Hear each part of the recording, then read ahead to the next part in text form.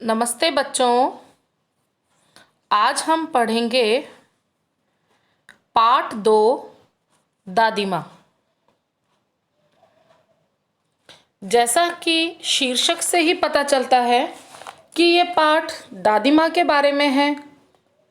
अब आप सोच रहे होंगे कि किसकी दादी माँ? तो आपको बताऊंगी कि ये लेखक की दादी माँ। तो इस पाठ में लेखक ने अपनी दादी माँ के बारे में बहुत सारी बातें बताई हैं। तो आइए इस पाठ के द्वारा जानते हैं कि लेखक की दादी माँ कैसी थी। बच्चों, इस कहानी के लेखक हैं शिव प्रसाद सिंह। उन्होंने इस कहानी के माध्यम से बड़ों के महत्व को उजागर किया है। बच्चों, पाठ का सारांश कुछ इस प्रकार है। दादी माँ पाठ लेखक और उसकी दादी माँ के बीच घनिष्ठ आत्मीय संबंध की कहानी है। दादी माँ जो पाठ है, यह लेखक और उसकी जो दादी माँ थी, उन दोनों के बीच में जो प्रेम पूर्वक संबंध था, जो घनिष्ठ संबंध था, उसकी पूरी कहानी बताई गई है कि दोनों दादी पोते के बीच में किस तरह का संबंध था। लेखक की दादी माँ ममता, स्नेह, दया की मूर्ति थी। लेखक की यह कहानी उनकी दादी माँ के प्रेम और समर्पण को समर्पित है। दादी माँ लेखक के परिवार के हर कठिन दौर में उनके साथ छाया के समान रहती थी। इस कहानी में बताया गया है कि दादी माँ जो है, लेखक के परिवार के साथ, उनके परिवार के साथ कोई भी समस्या आती थी, किसी भी तरह की मुश्किल आती थी, तो किस तरह से उनका साथ देती थी और उन मुश्किलों को दूर करती थी। बच्चों, हमारे परिवार में भी जो बड़े बुजुर्ग होते हैं, जब भी कभी परिवार में किसी भी तरह की कोई समस्या आती है, तो उसको किस तरह से अपनी सूझबूझ से उस कठिनाई को दूर कर देते हैं। ठीक उस प्रकार लेखक की दादी माँ भी हर तरह की परिस्थितियों में लेखक और उनके परिवार के साथ रहती थी। उन्होंने कठिन समय में बहुत धैर्य के साथ परिस्थिति को संभाला था। किसी भी तरह की परिस्थिति होती थी तो वो बहुत धैर्य के साथ, धीरज के साथ हर परिस्थिति को संभालते थे, हर कठिनाइयों को दूर करते थे। उनकी ममता की छाया के नीचे लेखक को कभी दुख का अनुभव नहीं हुआ। जब उनकी दादी उनके साथ रहती थी तो कभी भी उनको दुख का, किसी भी प्रॉब्लम का सामना नहीं करना पड़ा। दुख का सामना इसलिए नहीं करना पड़ा क्योंकि दादी अपने पोते तक दुख आने ही नहीं देती थी, पहले ही उस समस्या को दूर कर देती थी। वह कितना बीमार रहता, परंतु दादी माँ उसके साथ रहती और उसकी देखभाल करती थी। दादी माँ का प्रेमिल और स्नेही स्पर्श लेखक को आराम देता था। लेखक की दादी माँ का प्यार भरा स्पर्श, लेखक कह रहा है, उसे बहुत ही आराम पहुंचाता था। उसकी दादी माँ आज उसके साथ नहीं थी। ये कहानी, जो पूरी कहानी है दादी माँ, ये लेखक तब लिख रहा है जब उसकी दादी माँ अब इस दुनिया में नहीं है और अपनी पुरानी बातों को याद कर रहा है, अपनी दादी माँ को याद कर रहा है, अपनी दादी माँ के साथ बीता हुआ वो समय याद कर रहा है। परंतु उनकी यादें लेखक के साथ हमेशा रहती है। दादी माँ की मृत्यु के बाद भी वह दादी माँ को कभी भुला नहीं पाया था। शिव प्रसाद सिंह ने इस कहानी के माध्यम से बड़ों के महत्व को उजागर किया गया है।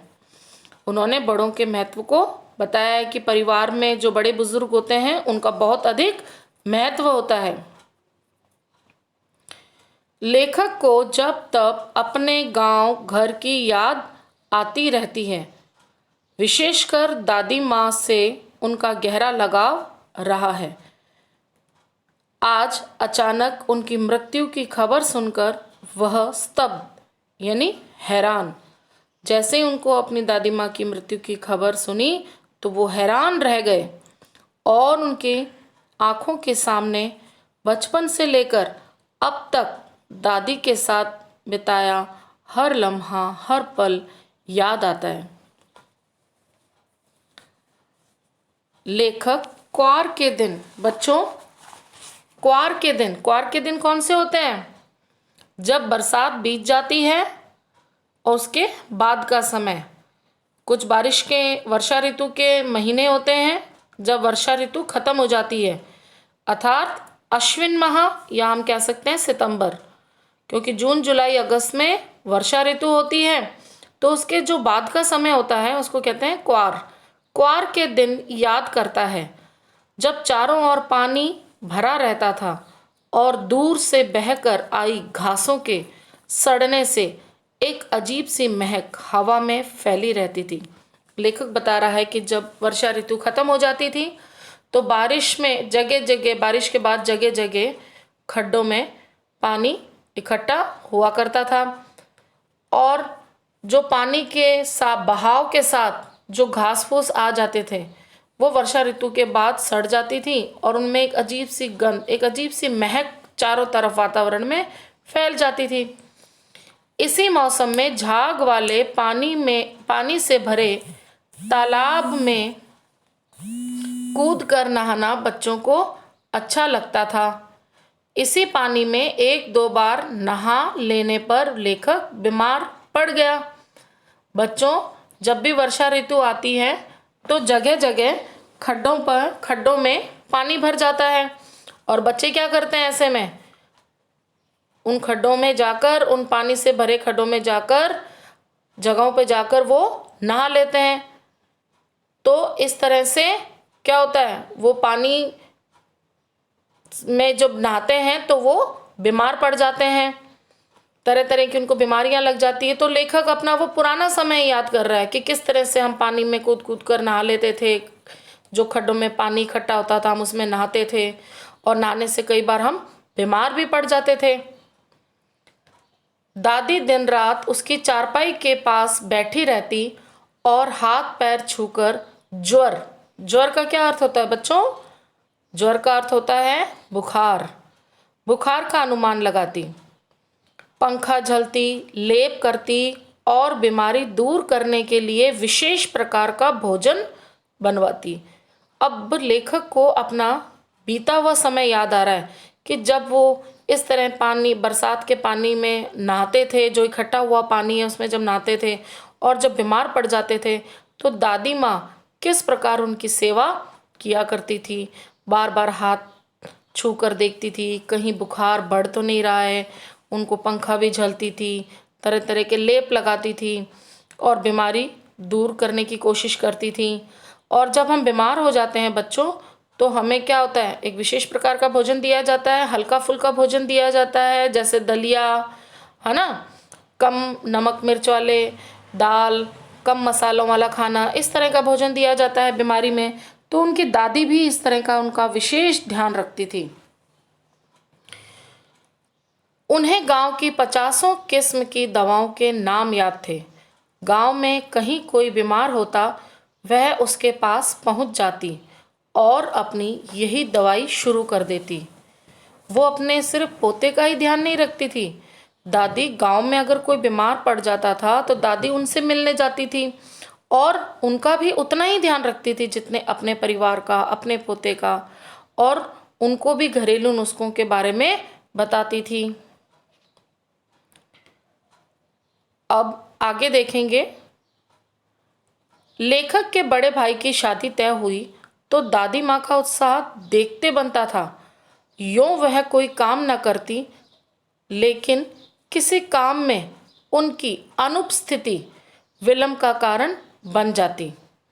बच्चों, इस लाइन को दोबारा से देखेंगे। यूं वह कोई काम न करती, लेकिन किसी काम में उनकी अनुपस्थिति विलंब का कारण बन जाती। क्योंकि देखो बच्चों, वो बड़े बुजुर्ग हैं परिवार के, वो युवाओं की तरह भाग भाग कर काम नहीं कर पाते, ठीक है, लेकिन अगर वह अनुपस्थित हैं तो हमेशा काम में क्या हो जाता है, विलंब हो जाता है। हम अपने परिवार में भी देख सकते हैं, जब भी हमारे घर में कोई समारोह है, कोई कार्य है, अगर कोई बड़ा बुजुर्ग वहाँ पर उपस्थित हो जाता है तो देखो किस प्रकार काम जो है फटाफट हो जाता है, उसमें कोई भी विलंब नहीं होता है, कार्य समय पर हो जाता है, सही तरीके से होता है। और अगर बड़े बुजुर्गों की अनुपस्थिति होती है तो काम में थोड़ी सी ढील हो जाती है, विलंब हो जाता है। तो यही बात बताई गई कि अगर वो अनुपस्थित होती थी तो काम में विलंब हो जाता था। उन्हीं दिनों लेखक ने दादी माँ को सूद का अर्थ होता है बच्चों ब्याज, सूद के पैसों के लिए रामी की चाची पर कठोरता पूर्वक बिगड़ते देखा। वह आंखों में आंसू लिए दादी माँ से मिन्नतें कर रही थी। उसकी बेटी की शादी थी पर दादी अपने पैसे छोड़ने को राजी न होती थी। लेखक से यह सब देखा न गया तो वह वहां से खिसक लिया। कुछ दिनों बाद रामी की चाची से लेखक ने जाना कि दादी माँ ने उसका सारा कर्जा माफ कर दिया और 10 रुपए देकर, कर्जा तो माफ किया ही बच्चों और साथ में और पैसे दिए, 10 रुपए देकर बेटी की शादी में मदद भी की। बच्चों यह घटनाएं ये जो बातें बताई जा रही हैं, इन बातों से ये पता चलता है, इन घटनाओं से, कि दादी जो थी वो कठोर प्रशासनिक प्रवृत्ति की तो थी, उनके साथ ही उनका जो स्वभाव था वो काफी कोमल था। जब उन्हें अपने पैसे लेने थे, ब्याज लेना था, वहां पे वो क्या थी, वो कठोर भी बनी। जब उनको उनकी बच्ची की शादी हुई तो वो खुद वहां पर उपस्थित हुई, उनका कर्जा भी माफ किया, उनको और मदद भी करी। तो यहाँ पे उनका कोमल स्वभाव उजागर होता है। तो दादी माँ को जहाँ सख्ती की जरूरत होती थी वहां पर वह सख्त भी हो जाती थी, कठोर भी हो जाती थी, और जहाँ प्यार की जरूरत होती थी वहां वो बहुत ही प्यारी दादी माँ बन जाती थी। विशेषकर लेखक उनका लाडला था। लेखक यहाँ बता रहा है कि लेखक जो था अपनी दादी माँ का सबसे ज्यादा लाडला था और उसे लगता था कि किसी प्रकार का अपराध हो जाने पर, अगर किसी भी तरह से बाय चांस कोई गलती हो गई, अपराध हो गया, तो दादी माँ की छाया में खड़े हो जाने से, अगर वो भागकर दादी माँ के पास चला गया, खड़े हो जाने से अभयदान मिल जाएगा। अभयदान का अर्थ बच्चों निर्भय, यानी जब भी कोई गलती होती थी तो दादी माँ के पास छुप जाता था। यानी दादी माँ के पास अगर हम छुप जाएंगे तो दादी माँ कुछ भी नहीं होने देगी, किसी भी तरह की डरने की जरूरत नहीं है।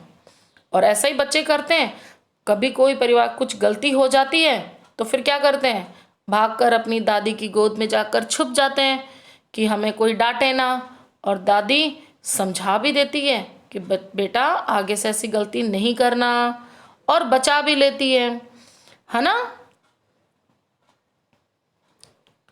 दादाजी की मृत्यु के बाद से दादी उदास रहने लगी थी। धोखेबाज और शुभ चिंतक भी बताया गया है। धोखेबाज शुभ चिंतक कौन होते हैं बच्चों, जो हमारे सामने तो हमारा शुभ बताते हैं कि हाँ हम आपका बहुत भला सोच रहे हैं, लेकिन पीठ पीछे क्या करते हैं, वो हमसे धोखा करते हैं। धोखेबाज शुभ चिंतकों की वजह से भी परेशानी काफी बढ़ गई। लेखक के पिता ने दादाजी के श्राद्ध में काफी रुपए खर्च कर दिए थे। एक शाम माघ की कड़ाके की ठंड में नहाकर, माघ कौन सा महीना है, जनवरी की ठंड में जब वह नहाकर गीली धोती पहने दादी संदूक पर दिया जलाए और हाथ जोड़े बैठी थी। उनकी आंखों में आंसू देख लेखक से रहा नहीं गया। उन्होंने दादी माँ से रोने का कारण पूछा। दादी मुस्कुराते हुए प्यार से उन्हें खींचकर रसोई में खाना खिलाने ले गई। क्यों लेकर गई बच्चों रसोई में खाना खिलाने? क्योंकि जब वो उनकी आंखों में आंसू आए तो लेखक ने पूछा ना कि दादी माँ आप क्यों रो रही हैं, आपकी आंखों में आंसू क्यों हैं? तो वो नहीं चाहती थी कि मेरे दुख से मेरा लाडला, मेरा पोता दुखी हो। वो अपने दुख को छुपाने के लिए बच्चों, उस बात को टालने के लिए अपने पोते का हाथ पकड़कर रसोई में खाना खिलाने ले जाती हैं। अगले दिन लेखक ने देखा दादी माँ ने दादाजी की दी हुई निशानी सोने के कंगन संदूक से निकालकर पिताजी को दिए ताकि वह कर्ज चुका सकें। यहाँ पे कौन सा कर्ज चुकाना चाहते हैं पिताजी? देखो बच्चों, जब दादाजी की मृत्यु हुई तो मृत्यु भोज रखते हैं हम लोग 12 दिन बाद, और लोगों को भोजन कराया जाता है।